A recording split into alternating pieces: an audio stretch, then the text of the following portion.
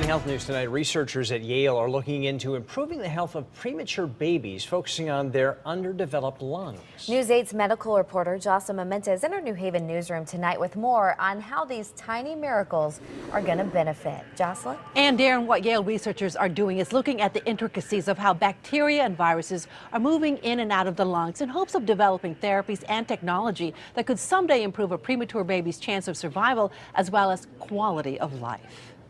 There he is. Hi, say hello. Born at 32 weeks, now 8-month-old Jackson Buckholz has yet to go home from the neonatal intensive care unit at Yale New Haven Children's Hospital.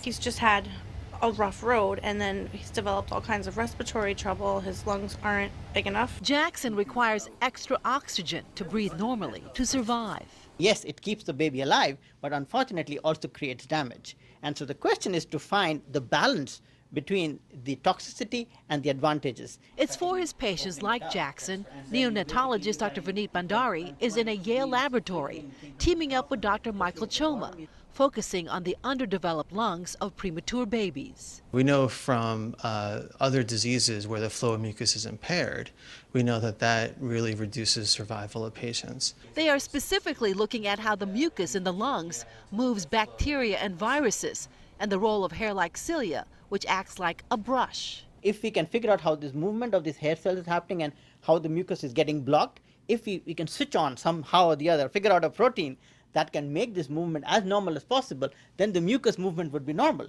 So it would be able to get away all these organisms and bad things that are potentially damaging to the babies. This is the lab where laser imaging technology is being developed. And what we see that flickering along the wall there is the cilia moving back and forth. To get a clearer picture. We think if we could better quantify the flow of mucus out of the lungs, this flow of mucus that removes bacteria, pollen, viruses from the lungs, we think that we may be able to A, better monitor lung disease in the NICU, and 2, maybe even develop drugs that can enhance the flow of mucus out of the lungs. It can't come soon enough for Jackson and his parents, coping with the good and the bad days. He's a fighter. There's been multiple times when they told us that they didn't think he was gonna make it through the night, and he did make it through the night, and the next day and the day after.